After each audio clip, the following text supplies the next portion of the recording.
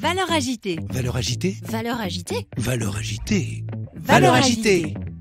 Bonjour et bienvenue sur Valeurs agitées, votre premier podcast pratico-pratique pour mieux vivre au travail. Chaque semaine avec mes invités, nous croisons nos regards sur les valeurs de ce nouveau monde et partageons nos secrets pour gagner en efficacité et sérénité professionnelle.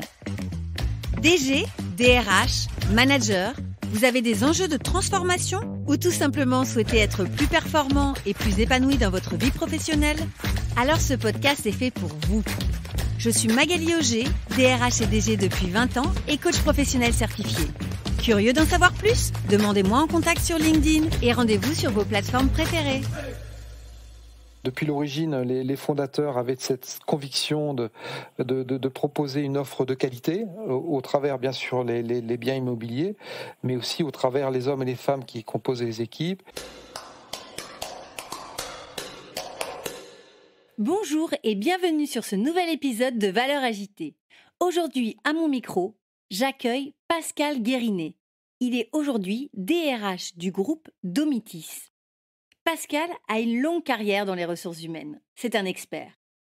Il a été responsable des ressources humaines chez Numéricable.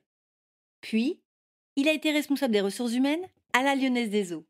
Ensuite, chez Aéra France, il a été directeur des ressources humaines à Aéroport, puis directeur général à Orly, et ensuite directeur des ressources humaines pour les autoroutes. Ensuite, il est devenu DRH France chez Elior, puis DRH du groupe chez Elsan, et aujourd'hui, depuis 2022, il est DRH du groupe Domitis. Le groupe Domitis est le leader de son secteur et un acteur incontournable de la silver economy en France. Depuis une vingtaine d'années, Domitis répond à un enjeu sociétal majeur en développant et en perfectionnant le concept des résidences services seniors, avec plus de 150 résidences et 15 500 résidents qui sont accueillis chaque année. Et c'est fort de cette expérience que Pascal va répondre à notre question aujourd'hui. Travailler pour les seniors, est-ce que c'est un métier d'avenir? Je ne vous en dis pas plus, je vous souhaite une très belle écoute. Bonjour Pascal. Bonjour. C'est un grand honneur de t'avoir avec nous à ce micro de Valeurs agitées. Alors, au moment où on se parle, Domitis, c'est un peu plus de 210 résidences seniors en France, en Belgique et en Italie, et un peu plus de 20 000 résidents. Je dis à l'heure d'aujourd'hui car on sait que Domitis a une croissance extrêmement importante, et donc forcément pour toi, DRH, il y a de très forts enjeux. Et donc, je te propose de répondre à la question, est-ce que travailler pour les seniors, c'est un métier d'avenir? Merci pour cette proposition. J'en suis absolument convaincu, compte tenu des énormes évolutions démographiques qui vont intervenir, qui sont déjà initiées, qui vont intervenir et s'accélérer au cours des prochaines années. Effectivement, on a de belles perspectives de métiers et de carrière, notamment au sein du secteur des résidences services seniors. Alors avant d'aller plus loin sur cette question qui intéresse évidemment nos jeunes et nos moins jeunes, je vais te poser la traditionnelle première question de ce podcast. Quand je te dis valeur agitée, à quoi tu penses ? À valeur ajoutée. Donc ça me parle beaucoup, puisque moi j'ai essentiellement évolué dans le secteur du service. Et s'il y a bien un critère, une dimension ô combien important dans ce secteur de service, c'est bien celui de la valeur ajoutée créée par la relation humaine. C'est ce qu'on appelle souvent ce supplément d'âme là, qu'on rêve tous d'aller chercher lorsqu'on est manager au sein des entreprises de secteur de service. C'est-à-dire qu'au-delà du contrat de travail, cette qualité de la relation humaine qui crée de la valeur pour tous ceux et celles qui bénéficient en tout cas de services. Voilà, donc valeur agitée, valeur ajoutée. Je pense que lorsqu'on est dans le domaine des ressources humaines, c'est des notions qui nous parlent beaucoup. Alors avec le recul que tu as comme DRH depuis maintenant longtemps, est-ce que tu peux me dire si tu as observé une évolution du marché du travail et notamment est-ce que la valeur travail a évolué selon toi ? Oui, La valeur travail a évolué, le rapport au travail a évolué, avec une accélération qu'on a tous rencontrée, liée à la période Covid, et ce rapport un peu distancié qu'on a subi et qui maintenant est entretenu aussi par toutes les nouvelles formes de relations de travail. On pense bien sûr au télétravail qui crée une distance de fait entre les personnes, même si nous avons des outils qui nous rapprochent. Néanmoins, toute la relation humaine, elle se fait à distance, et c'est d'autant plus compliqué lorsqu'on est manager d'une équipe, de façon à pouvoir créer, fédérer et assurer cette communication entre les membres de l'équipe.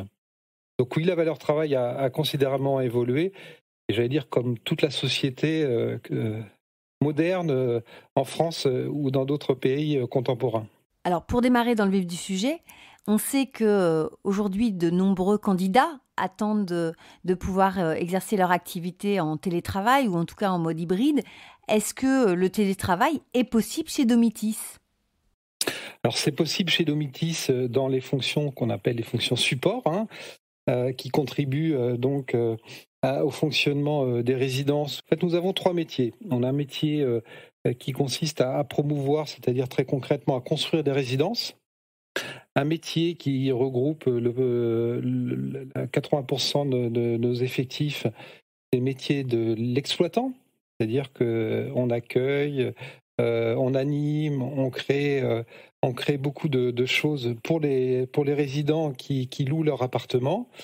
Et puis le 3e métier, qui est celui d'investisseur, c'est-à-dire de proposer à des investisseurs particuliers, institutionnels, de pouvoir investir au sein de nos résidences en achetant des appartements. Donc c'est cette réunion des 3 métiers qui permet, pour ceux et celles qui le souhaitent, d'être dans un format de télétravail. Néanmoins, 80% des effectifs, encore une fois, sont aux côtés de nos résidents pour en prendre soin. Et c'est très peu compatible avec effectivement une notion de distance, une distance humaine. Alors, est-ce que tu peux nous donner déjà une première représentation de ce qu'on appelle les seniors en France ? Est-ce que tu as même quelques chiffres à nous donner ? La population des seniors, dans ce qu'on appelle les plus de 75 ans, en France notamment, c'est à peu près 6 200 000 personnes qui ont plus de 75 ans. D'ici début des années 2030, on est à peu près à 8 millions d'eux. Voilà, dont 6 millions de personnes qui sont indépendantes, autonomes, donc qui n'ont pas besoin d'être. Et puis en 2050, dans la trajectoire, on doit être autour de 12 millions. Donc une explosion complète de ces seniors qui ont plus de 75 ans et pour lesquels finalement, au fil du temps, ils peuvent perdre en autonomie. Souvent, ils sont isolés. Et la proposition, leur proposer dans des espaces à la fois sécurisés, un ensemble d'animations qui leur permettent de se maintenir, c'est-à-dire en forme physique et en forme intellectuelle, grâce notamment aux 600 animations qu'on propose dans chacune de nos résidences, mais aussi à toute cette interaction humaine qui permet à peu près à 150 résidents de se retrouver dans des espaces adaptés, comme des bibliothèques, de repos, de détente, de bien-être, de restauration, puisqu'on a dans chacune de nos résidences, nous avons un restaurant qui, avec un service permettant de pouvoir justement faire de ces espaces et de ces instants des moments de partage. Voilà. Donc cette démographie très très importante, avec juste un dernier chiffre, même moi qui m'a frappé lorsque je suis arrivé dans ce secteur d'activité, on a à peu près 40 000 personnes qui franchissent le cap des 80 ans tous les ans. Et à partir de 2023, ce sont 200 000 en France, donc c'est 5 fois plus sur une année, et ce pour plusieurs décennies. C'est l'effet mécanique du baby-boom des années 45-65, et on rajoute 4 en 2025. Et voilà, donc cette Cette population a besoin d'être, pour certains, prise en charge. Elle doit continuer à vivre, à se faire plaisir, et c'est en tout cas le format dans lequel nous inscrivons cette promesse qu'est la nôtre, de pouvoir justement, dans des espaces sécurisés, les personnes sont chez elles, c'est leur logement qu'elles louent, on est entre le F1 et le F3. Et pour ceux qui le souhaitent, donc il n'y a pas d'obligation, ils ont la possibilité d'accéder à cet éventail de services que nous proposons tout au long de la semaine, 365 jours par an. Voilà, donc c'est un très beau modèle qui a besoin aussi d'évoluer parce que il doit évoluer dans la mesure où on essaie au maximum de pouvoir accueillir un nombre de seniors de plus en plus important. Donc on n'a pas une approche, permettez-moi de l'expression, élitiste, si vous voulez, ou en tout cas segmentante, réservée à une certaine catégorie de population, mais plutôt la plus représentative qui soit, même si on est quand même sur des niveaux de revenus autour de 2000, 2200 euros, lorsque je rajoute le prix d'un loyer, avec un ensemble de services qui permet justement de pouvoir profiter de toutes les animations qui sont mises à disposition. Et qu'est-ce qui t'a donné envie, toi, Pascal, de t'imprégner de cette culture de la silver economy? C'est lié à mon histoire personnelle. J'ai des parents qui ont vieilli, comme tout le monde, qui ont franchi le cap des 85, 88, 89 ans.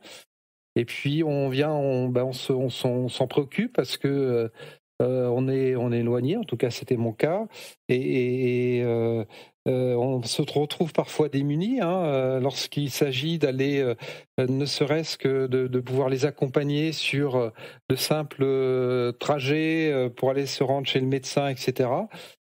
Et là, je me dis, mais c'est vraiment une promesse très, à la fois singulière, qui est éminemment humaine.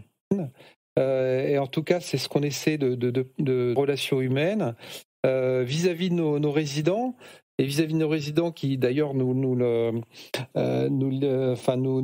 rendent bien, puisqu'ils expriment des taux de satisfaction extrêmement importants. On est autour de 96% de taux de satisfaction lorsque on fait des sondages avec des organismes.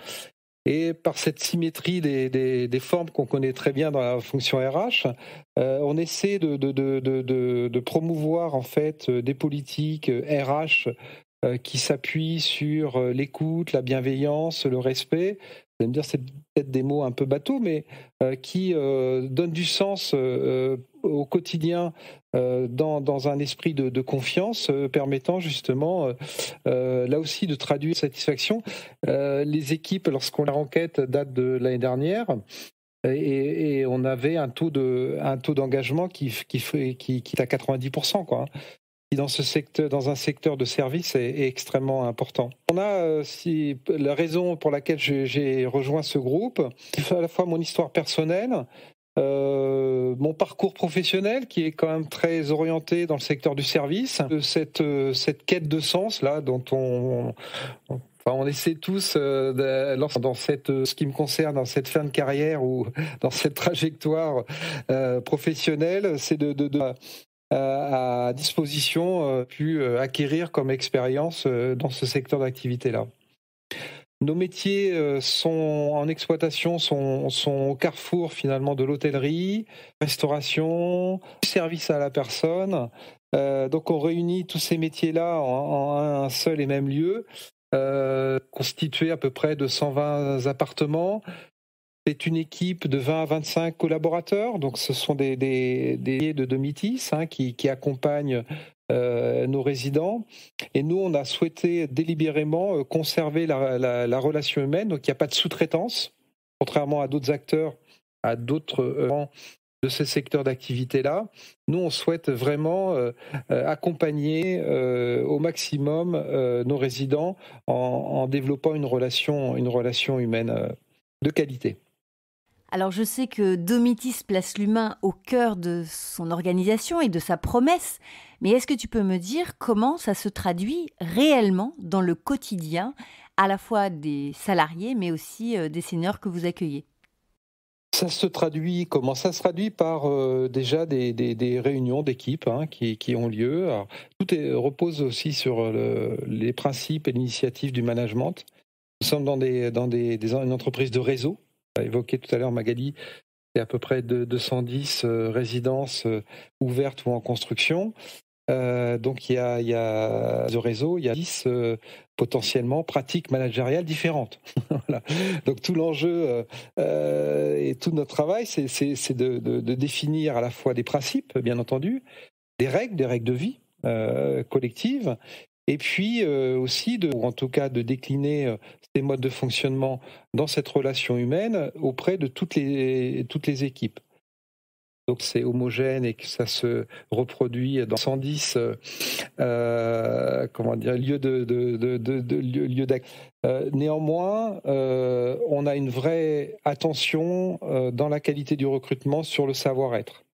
Donc qualité, compétence qu'on essaie de capter, qui est je reviendrai à ta question, mais vraiment, on souhaite absolument cultiver des savoir-être autour de laquelle on organise dans un deuxième temps peut-être une montée en compétence sur le savoir-faire. Donc comment au quotidien traduire cette proximité-là? C'est l'animation de l'équipe de management. Il y a ce qu'on appelle les binômes de direction. Une directrice, 80% de directrices dans les résidences, et un adjoint ou une adjointe. Et donc ce binôme qui couvre la totalité des plages d'ouverture permet justement de relayer un esprit qu'on souhaite familial, de proximité, de dialogue, d'écoute, avec, l'évoquer, des points de rencontre, d'échange. Il y a eu un changement de gouvernance qui est intervenu fin mai, avec un nouveau président. Et très souvent, dans ce type de situation, et c'est aussi assez logique, finir ce qu'on appelle la feuille de route, redéfinir finalement quelles étaient nos orientations. Et afin de pouvoir associer au maximum, nous avons lancé ce qu'on appelle une grande consultation, qui a consisté tout au long du mois de juillet à interroger la totalité de nos collaborateurs sur critères, la relation avec qu'est-ce qui, au sein de Domitis, constitue en fait un atout, quels sont les points de progrès qu'on pourrait mettre en place. Et on a fait de même dans la relation avec les investisseurs, dans la représentation, bien sûr dans la relation avec nos équipes.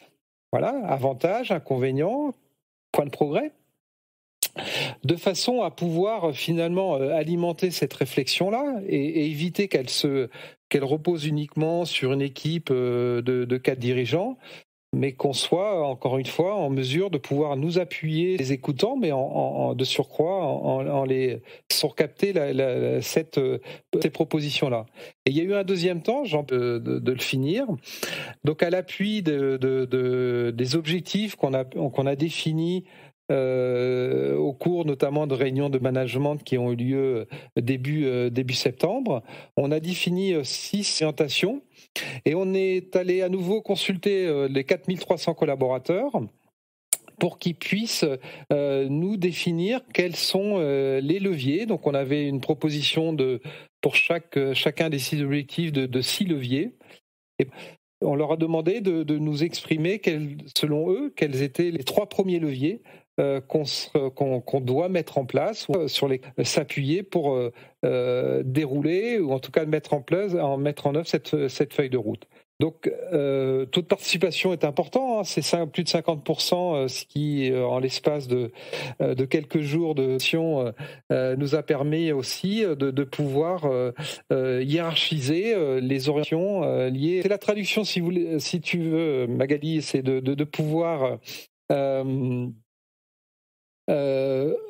prendre l'avis, d'écouter, et de mettre en place des dispositifs dans lesquels nos salariés sont impliqués, et s'ils sont impliqués, c'est parce que on les écoute, on essaie de ce n'est pas simple, homogène lorsqu'on consulte plusieurs milliers de personnes, d'aller travailler en collectif sur un projet d'entreprise qui nous rassemble. De finir, parce que j'avais noté l'un des leviers qui était proposé à l'occasion de cette consultation. Et c'est un des leviers qui, dans l'objectif, on a consolidé le haut niveau d'engagement. Je l'évoquais, le chiffre, c'est pour nous une vraie richesse sur laquelle on souhaite l'année à venir. À hauteur de 52% de ceux qui ont souhaité nous répondre, le levier qui est identifié, c'est valoriser et reconnaître le travail de chacun et mesurer sa contribution au fonctionnement de l'entreprise à ses résultats. On a un autre levier à peu près à 58%, donc encore plus important, c'est engagement bienveillant et une sens. Beaucoup d'ambition. J'espère qu'on sera au rendez-vous, en tout cas, de toutes les propositions qui nous ont été transmises à l'équipe. Et c'est aussi une manière pour juste permettre à chacun d'être écouté et d'apporter sa contribution à un projet collectif. Alors merci beaucoup Pascal d'avoir pris le temps de nous expliquer tout ça. C'est vrai que j'ai plein de questions parce que tu as abordé énormément de sujets à fort enjeu. Mais je vais rester concentrée sur la question du recrutement. Tu évoques la question du savoir-être. Est-ce que tu peux nous dire quels sont les critères que vous avez, quels sont les attendus que vous avez lors des recrutements chez Domitis ? Avant toute chose, c'est être en relation avec des seniors. Hein. C'est une population à part, comme travailler avec des enfants, ça pour illustrer en fait que ça nécessite quand même d'avoir des compétences de savoir-être. On est en face d'adultes qui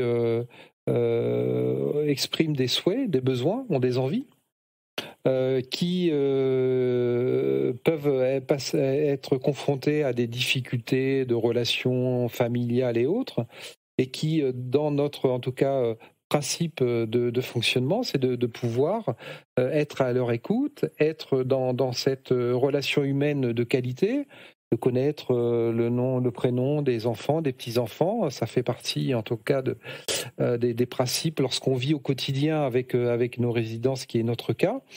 Mais, j'allais dire, et surtout de préserver leur intimité, leur vie personnelle. Puisqu'ils sont chez eux, dans leur logement, on n'a aucune possibilité, sauf en cas d'urgence, de s'immiscer dans leur vie qui doit rester personnelle. C'est difficile en termes de relations humaines, de relations de confiance, de proximité, tout en gardant le recul de respect de la vie de chacun. Ça nécessite des compétences de savoir-être qui souvent sont aussi le fruit d'une expérience personnelle, répond aussi à peut-être des situations qu'on a pu vivre et dans lesquelles on est en mesure de pouvoir prendre cette distance-là. Donc on a des programmes de formation qui sont très élaborés sur toute cette relation avec les résidents. C'est absolument clé pour nous.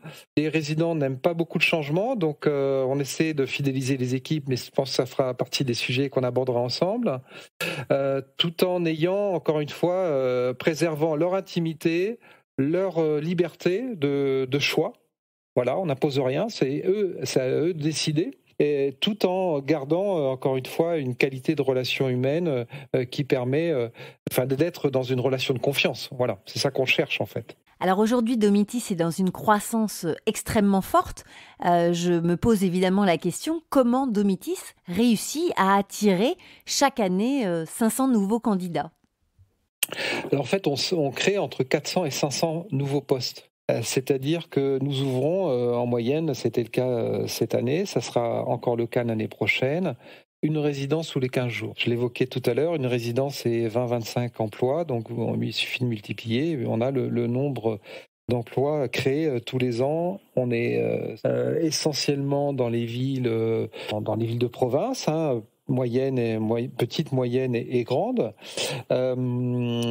avec du turnover aussi. Donc on est sur un besoin global autour de 2000 postes à trouver tous les ans. 80%, 90% dans les résidences. Sur la partie création, c'est-à-dire lors des ouvertures, on a cette chance, je l'exprime comme telle, de savoir à quel moment on va ouvrir les résidences. C'est à la fin des travaux, il y a des livraisons, etc. Donc ça nous permet au maximum le recrutement.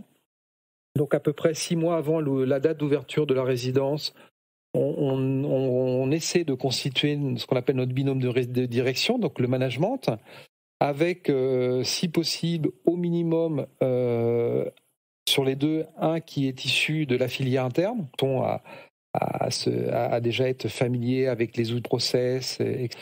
Et ensuite, concomitante, nous recrutons deux profils complémentaires de commerciaux, puisque nos résidences, lorsqu'elles ouvrent, on essaie en amont de les commercialiser et de façon un peu approximative, on a à peu près un tiers des résidents qui sont physiquement présents à l'ouverture de la résidence. On est entre 30 et 40 appartements qui sont réservés.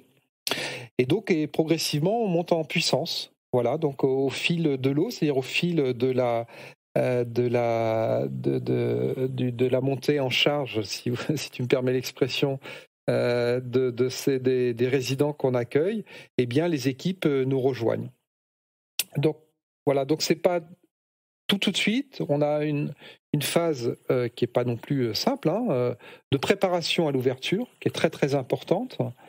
Et ensuite, même si on essaie d'offrir un maximum de services à l'ouverture, avec le nombre de résidents qui viennent compléter ceux qui sont présents lors de l'ouverture, eh bien, on rajoute des ressources, c'est-à-dire des effectifs pour un service proposé.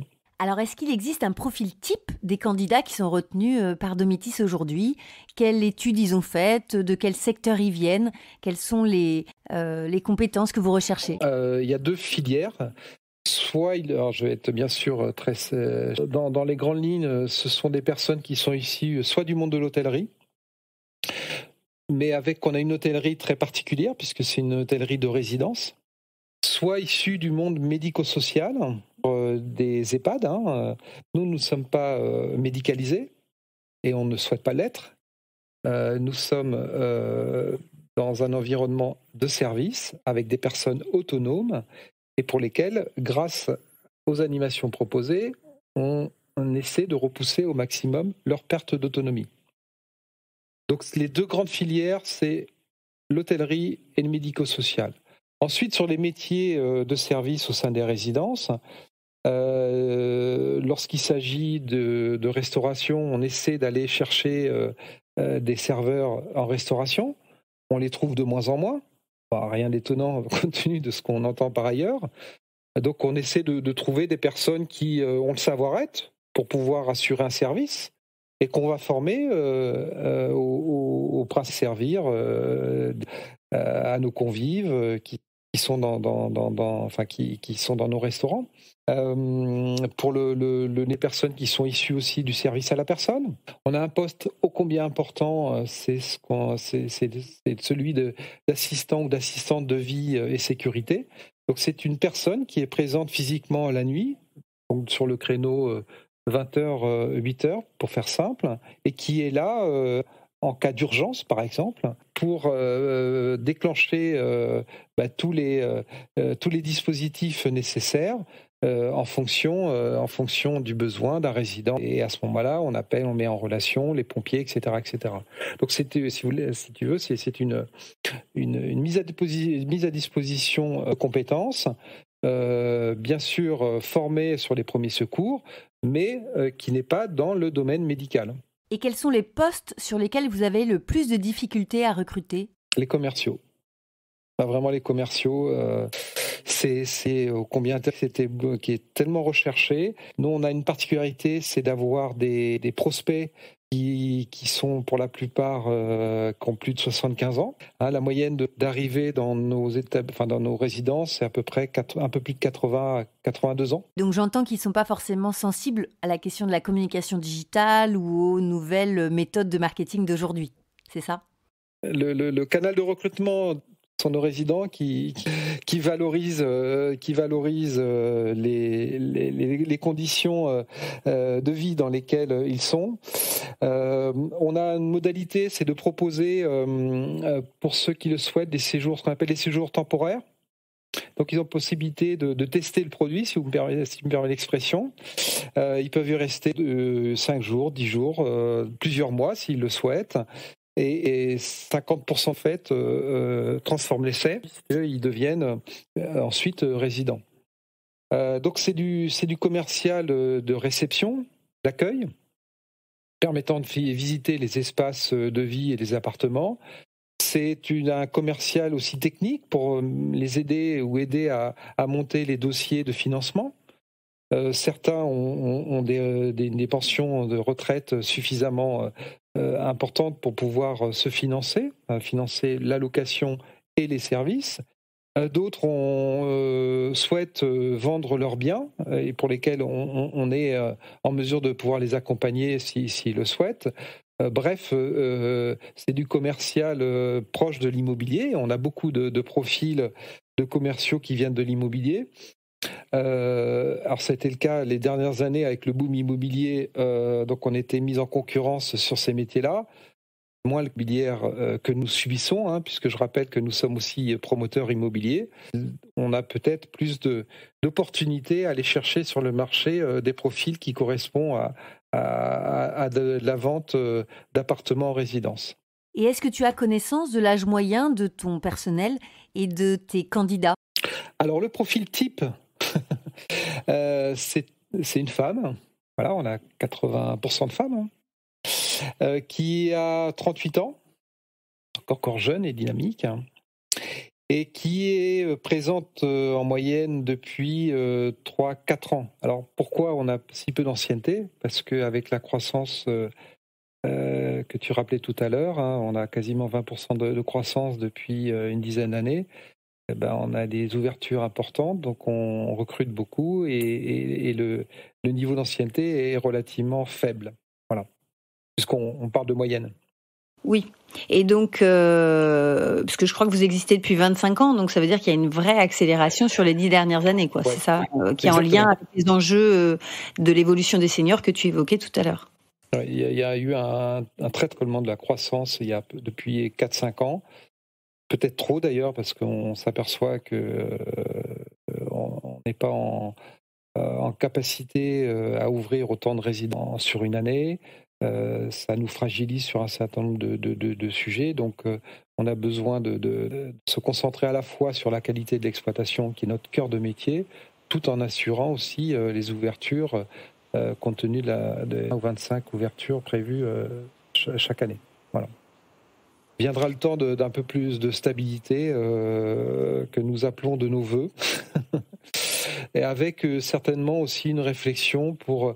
nous, on a un modèle qui est assez standard dans les principes. On est plutôt centre-ville, on offre des espaces verts, donc trouver des terrains foncières en centre-ville, avec en plus des espaces permettant de créer un environnement. Ce qu'on souhaite, c'est encore une fois offrir au maximum de seniors ce type de proposition-là.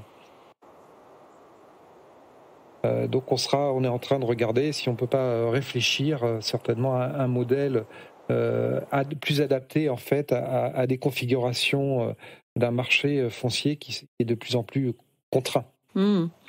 Et donc tu parlais tout à l'heure un peu de turnover aussi au niveau de vos salariés. Donc assez naturellement, je vais te proposer de passer à notre épisode 2 sur la question de la formation, parce que qui dit fidélisation dit aussi forcément investissement durable dans le développement des compétences de ses salariés.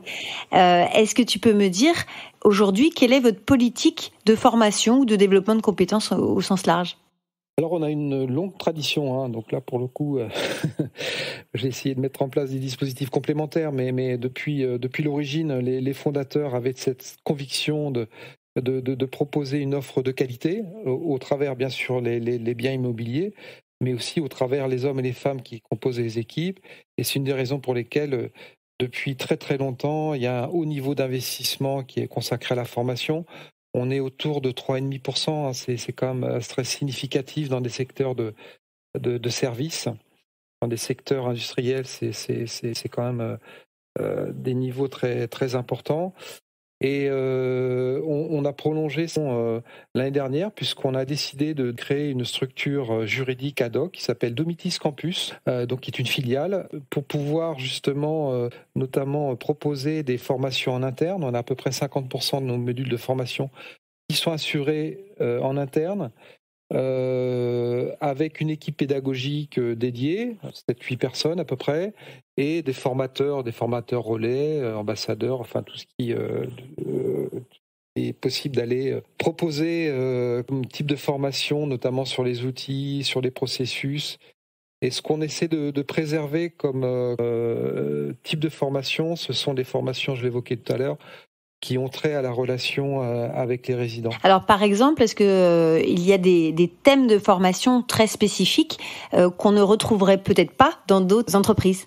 Oui, c'est la relation avec les résidents, c'est-à-dire c'est ce subtil mélange entre ce que j'évoquais tout à l'heure, la confiance et le respect, ne pas être intrusif dans la vie personnelle. Donc on a des formations, en tout on a 36 modules de formation, hein, pas que sur sur ce domaine-là, mais beaucoup sur la partie relation avec les à pouvoir accueillir, à pouvoir aussi offre d'animation de qualité, c'est des ateliers en permanence, au-delà du cours de l'aquagym, puisqu'on a chacune de résidence, mais c'est vraiment cette dynamique d'être dans une offre renouvelée de propositions. Le rapport, je vais prendre un exemple, le rapport à l'informatique, il y a 10 ans, les résidents étaient très, très peu répandus, hein, mis à part quelques situations. Aujourd'hui, on a des professionnels du jeu vidéo, hein, un peu plus. Il y a un couple là, que j'ai en tête qui a participé l'année dernière au salon à Paris là, des jeux vidéo. Et ils ont remporté une coupe avec Marcel qui avait 95 ans, hein, quand même. Hein. D'accord. Ouais, et alors, je vais en parler à mon grand-père qui a 90 ans. Ouais, il est temps qu'ils s'y mettent là, parce qu'il y a de la concurrence. Et alors c'est des moments très précieux parce que ils étaient comme deux gamins qui venaient à Paris, pontaient à Paris. Ils sont originaires de Bretagne, dans une de nos résidences, et ils ont remporté la coupe. Donc voilà. Enfin c'est donc pour dire que les besoins et notamment en matière de qualité du réseau internet est très important. Voilà, et ça fait partie, bien sûr, des évolutions sur lesquelles nous on est très très attentifs pour aller, en l'occurrence, des installations les plus adaptées, permettant de répondre aux réseaux sociaux, enfin tous ces. Et donc ça veut dire que vous avez par exemple des personnes qui peuvent montrer ou en tout cas sensibiliser ou apprendre aux seniors l'usage d'Internet pour réduire notamment la fracture numérique. Oui, il y a un animateur qui est dédié c'est un emploi à temps plein, hein, qui est dédié à la résidence. On a mis en place depuis maintenant de quelques années un dispositif Génération Partage, qui est un dispositif intergénérationnel et qui propose pour résidence, en contrepartie c'est 15 heures pour être exact, la gratuité d'un logement dans nos résidences à des étudiants qui, suivant le profil, certains maintenant, je vais dire tous les étudiants savent utiliser les outils et qui peuvent accompagner dans le cadre des animations l'animateur que je vais qualifier pour justement pour ouvrir à l'utilisation des outils informatiques ou d'autres animations qu'ils souhaitent. Donc ça, c'est un dispositif qui fonctionne très très bien. C'est en règle générale, il reste 1 an, la durée d'une année scolaire. Et ça crée bien évidemment éminemment de valeur humaine dans cette approche. Et effectivement, la plupart sont notamment sur tout ce qui touche aux outils digitaux, puisqu'ils sont nés avec. Oui, c'est ça. Ce qui n'est pas forcément notre cas. Et on voit qu'il y a une grande diversité de métiers et d'activités. Je me pose la question en termes de formation managériale, puisque tu l'évoquais tout à l'heure, vos directeurs d'établissement, vos managers sont soit issus de la filière sociale, médico-sociale, ou soit de la filière restauration hôtellerie. Est-ce qu'il y a un parcours d'accompagnement de ces managers? Comment vous faites, par exemple, pour assurer une forme d'harmonie sur l'ensemble des établissements? Est-ce que vous avez défini, par exemple, un peu la liste des bonnes pratiques ou une charte managériale? Quel est le degré aussi d'autonomie et d'initiative qu'ont vos encadrants, vos managers et vos directeurs d'établissement? Alors la première action, elle ne concerne pas uniquement le management, mais la mettre en place pour tous les salariés, c'est le parcours d'intégration. On est très très attentif sur la qualité ou du moins le sérieux qu'on met au sein du parcours d'intégration, considérant, et c'est pas une découverte, plus on est intégré, plus on a une capacité à rester. Donc ça, il y a un parcours formalisé, élaboré. On a revisité d'ailleurs ce parcours-là dernièrement. Parce que c'est important de se remettre à l'ouvrage sur ces dispositifs-là, y compris, je l'évoquais tout à l'heure, pour les commerciaux, c'est des profils qui, lorsqu'on arrive à en capter et en trouver, il faut qu'on les fidélise.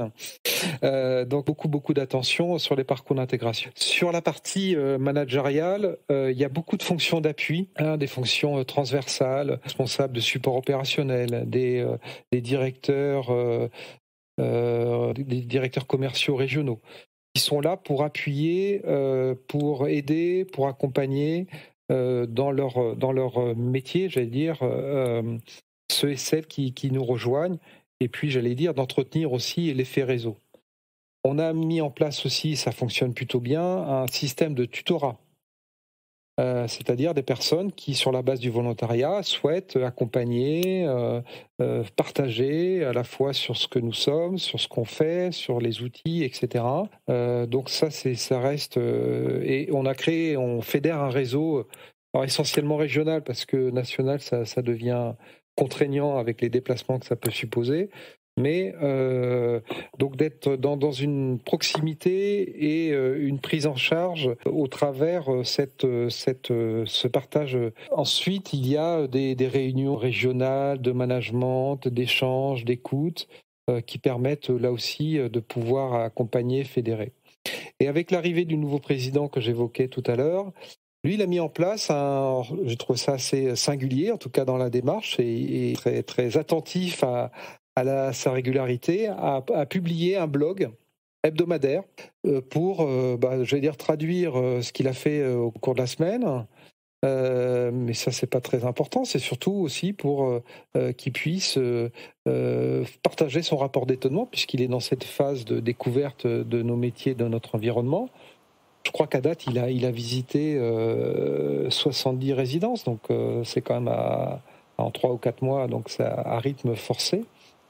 Et c'est aussi l'occasion de partager à la fois sur ce que nous sommes, dans nos points positifs et aussi dans nos points de progrès. On a une forte... la communication interne, elle est rattachée à la fonction RH. Donc on a 2 postes dédiés à la communication interne. Là aussi, c'est un investissement de pouvoir donner de la lisibilité sur la vie au sein des résidences, de mettre en valeur les métiers, de pouvoir justement donner un partage de savoir, de bonnes pratiques aussi. Donc ça contribue à alimenter cette, j'allais dire, dynamique collective. Et pour répondre plus précisément à ta question, nous n'avons pas une charte j'allais dire, de savoir-être ou de management. L'inscrire, ça serait certainement nécessaire. La faire vivre, c'est d'autant plus utile, quoi, voilà.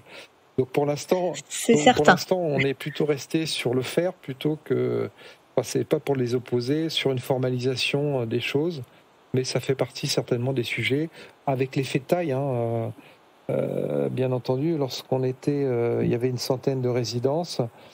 C'est pas tout à fait les mêmes rapports humains que lorsqu'on en a plus de 2 fois plus, quoi. Oui, c'est ça, c'est qu'on peut passer d'un fonctionnement un peu familial, entre guillemets, au départ, à maintenant une dynamique qui peut ressembler effectivement à une grosse structure qui a besoin à la fois de gérer sa croissance et en même temps de formaliser pour avoir un socle complètement stable, fiable, harmonisé et de référence. Après, les principes, c'est en tout cas c'est la délégation au maximum.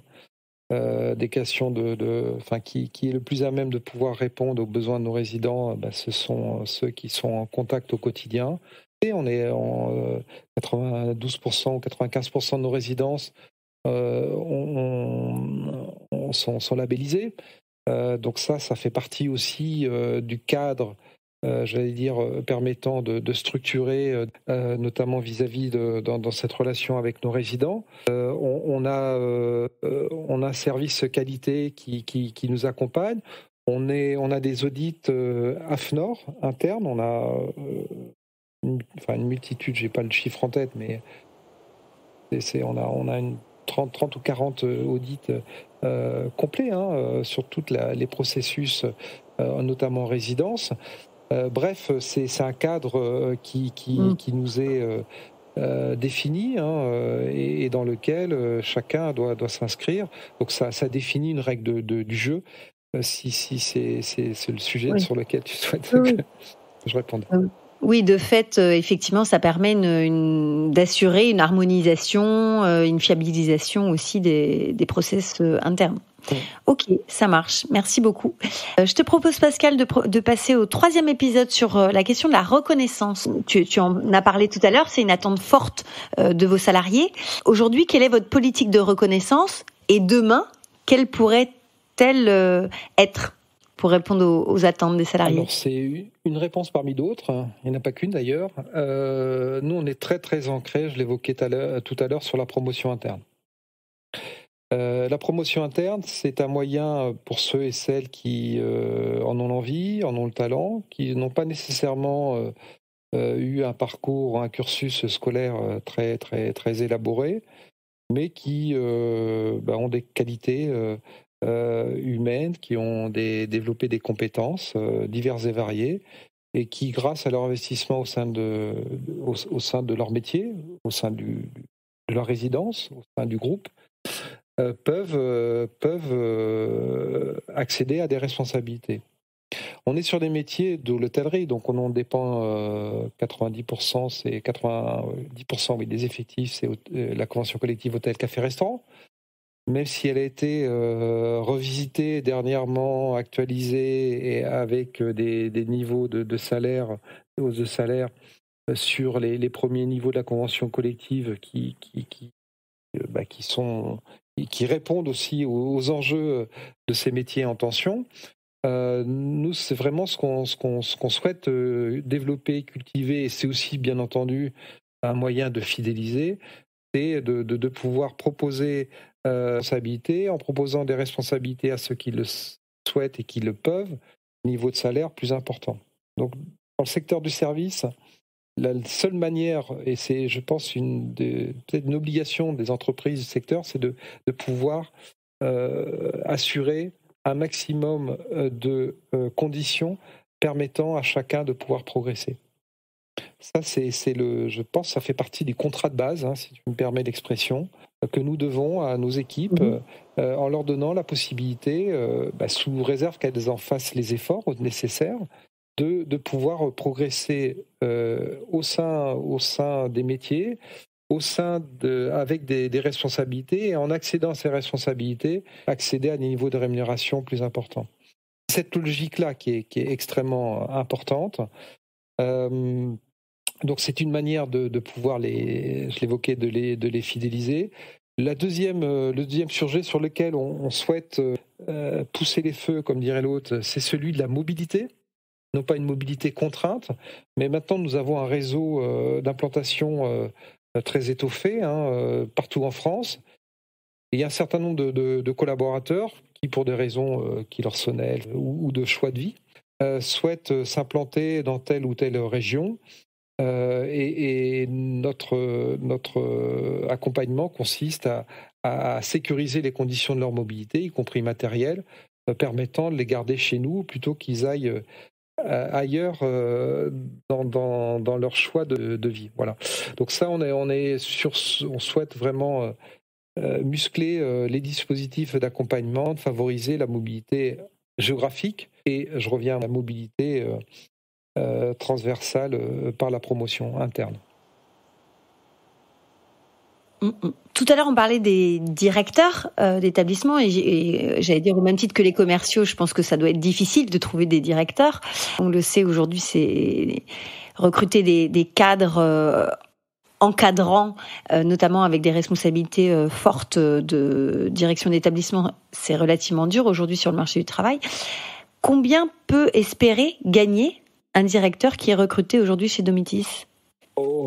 Ça dépend des régions, ça dépend. Alors, en début de carrière, je ne sais pas si on a cette notion-là. On a cette notion dans la mesure où on a mis en place un vivier de ce qu'on appelle les pépinières de directeurs adjoints qui sortent souvent de l'école ou qui ont 2 ou 3 années d'expérience, qui sont immergés dans nos métiers, dans nos résidences pendant 6 mois, 1 an, et qui accèdent par la suite à des niveaux de responsabilité, dans le principe que j'évoquais de promotion interne. Le nombre d'ouvertures nous y aide, bien entendu, et un jeune directeur, il est autour de 45-50 000 euros à peu près. Ça dépend, oui, brut. Annuel. Et ça peut aller jusqu'à 60-70 000. Et on est dans des environnements en tension, type frontière avec la Suisse. On y met le prix nécessaire. Une résidence est une business unit d'à peu près 3 millions d'euros. Donc c'est un hôtel, pour faire un petit hôtel. C'est 25 salariés, je l'évoquais. Donc après, il y a tous les domaines de responsabilité liés à une BU, bien sûr sur la partie développement commercial, sur la partie de rentabilité, sur la partie managériale. Et on arrive à trouver ce type de profil, mis à part quelques... je ne vais pas les citer parce que ça serait désobligeant pour les villes concernées, mais sur la côte normande, on a eu beaucoup de mal à trouver, quoi. On a un appartement, en tout cas un lieu d'hébergement. C'est temps de trouver quelque chose de plus adapté, notamment lorsqu'il y a une famille. Mais on essaie de faire preuve de créativité pour attirer et être concurrentiel par rapport à d'autres. Alors, quels sont justement, entre guillemets, les concurrents ? Alors, je parle pas forcément dans votre secteur propre d'activité, mais quels sont les secteurs qui peut-être attirent les mêmes candidats que vous ? L'hôtellerie, je l'évoquais, le service à la personne, dans une moindre mesure. J'allais dire les EHPAD, non, parce que c'est quand même, c'est plutôt l'inverse, même s'il peut y avoir bien entendu des personnes qui retournent dans l'environnement médicalisé, avec une logique qui est complètement différente. Moi, j'allais dire, on n'a pas de... Là, ce que j'évoquais, c'est finalement la photographie à cet instant. Le type, c'est de trouver des personnes qui ont une expérience de vie dans lesquelles ils ont... pour certains, un souhait de satisfaire une recherche de sens. On est dans ce métier où on a du sens et qui peut peut-être pour certains un cadre qui a plutôt très qui s'est dit à quoi bon me consacrer avec autant consacrer le même investissement en me consacrant au bien-être des seniors. Et donc on arrive à toucher des profils qui ont 40, 45 ans. Moi je rêverais de pouvoir augmenter nos effectifs de seniors dans nos équipes, parce qu'ils ont cette expérience de la vie qui est ô combien importante lorsqu'on a une relation, on est dans la relation humaine. Les seniors, c'est pas non plus, je vais pas globaliser parce que ça serait désobligeant, mais certains sont compliqués dans leur relation. Et puis, faut avoir justement, c'est encore une fois cette expérience de vie qui est portée par des personnes qui ont plus de 50, 55 ans, qui pourraient facilement, j'allais dire, s'intégrer dans nos équipes pour leur dernière ligne droite de carrière professionnelle. Y compris d'ailleurs auprès de profils qui sont peut-être pas habitués à être dans la relation clientèle, dans la relation commerciale. Et moi, je pense qu'on a un travail à mener pour assurer les reconversions professionnelles, notamment auprès de seniors qui ont beaucoup d'énergie, qui ont beaucoup d'envie, qui sont stables dans leur vie. Qui ont, encore une fois, des principes, on évoquait au tout début de rapport au travail, qui sont le respect des horaires, etc. Et encore une fois, dans nos métiers, c'est quand même important, la moindre des courtoisies, c'est de se présenter à l'heure sur son lieu de travail, d'autant lorsqu'on s'occupe de résidents, de clients et de seniors. Merci beaucoup Pascal. Je voulais te demander, vous êtes combien à la DRH pour vous occuper de ces 4500 salariés ? Alors, combien nous sommes ? Nous sommes 75 pour être exact. Mais dans les 75, il y a toujours à distinguer toutes les personnes qui sont dans la gestion administrative du personnel, c'est-à-dire de la paye. Donc, si j'enlève ces 25 personnes, je ne devrais pas d'ailleurs, parce qu'ils ont une contribution ô combien importante au fonctionnement de la DRH et de l'entreprise.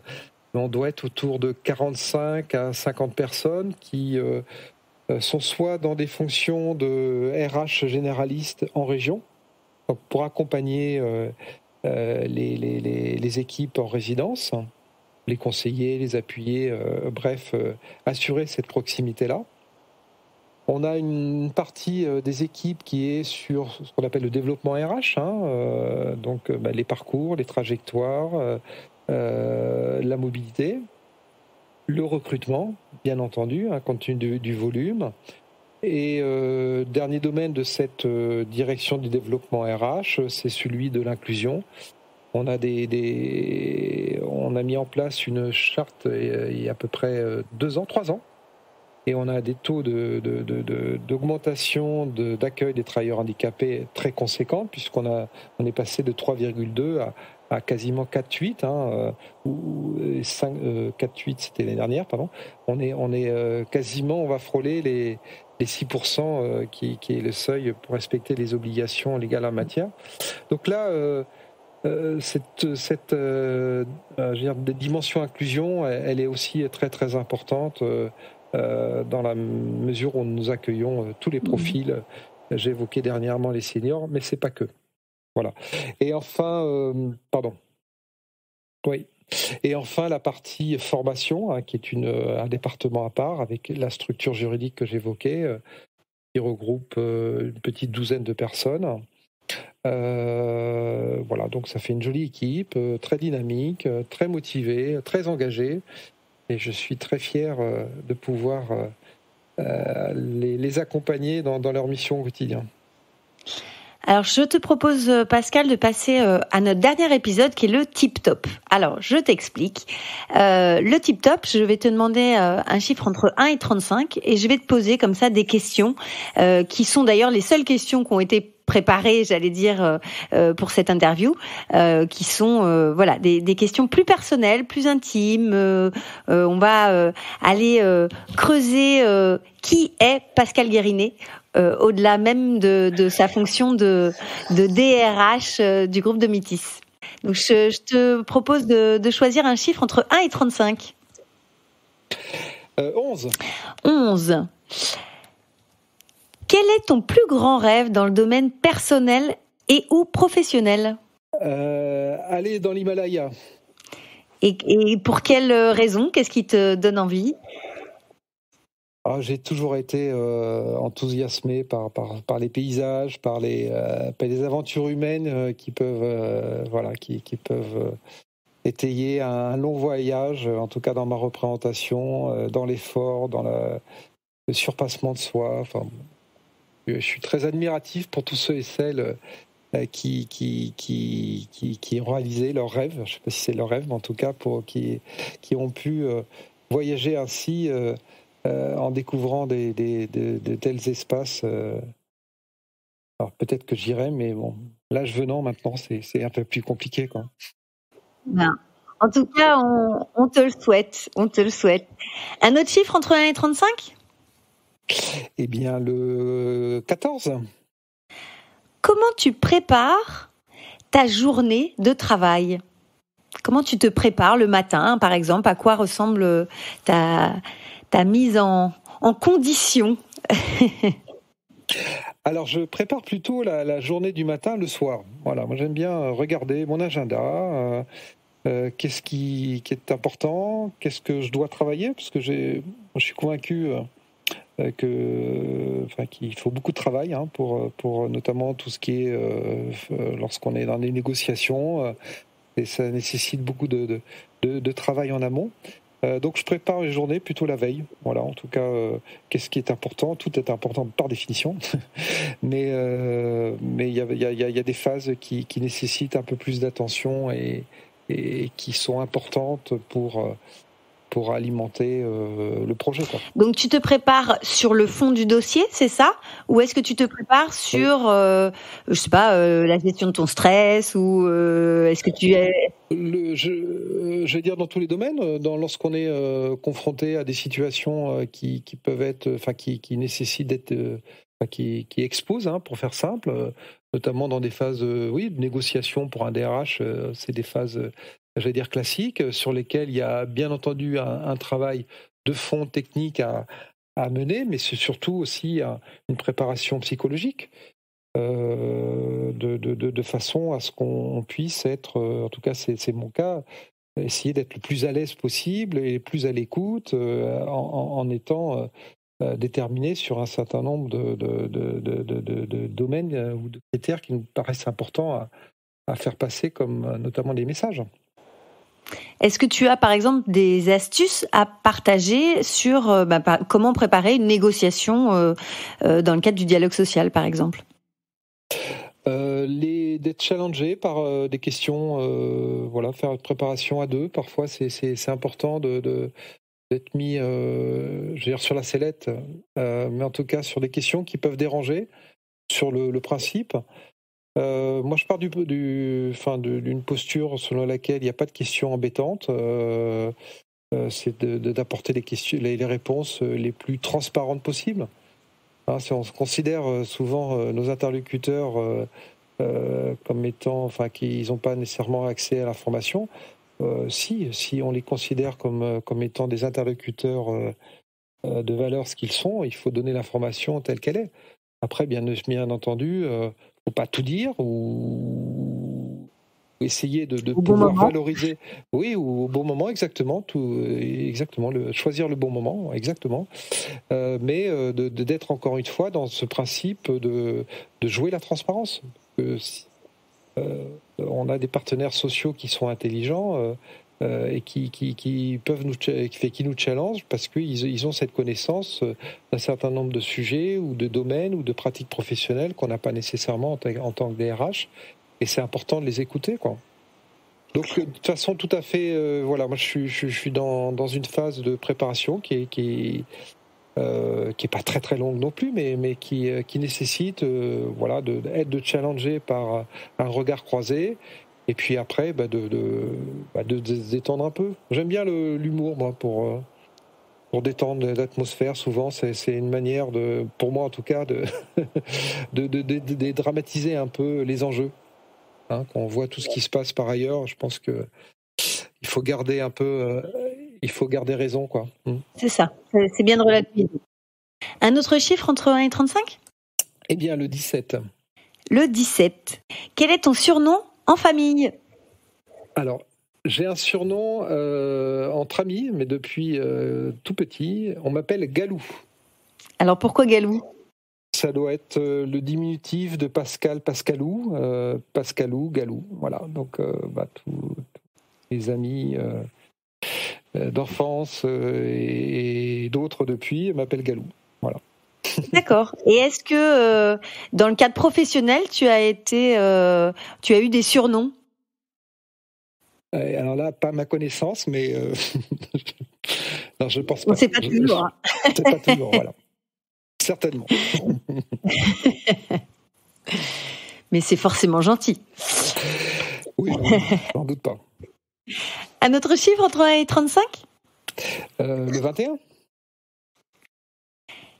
Quel livre ou quel film tu as envie de partager avec nous et qui t'a été utile dans ta fonction ou dans ton développement personnel ?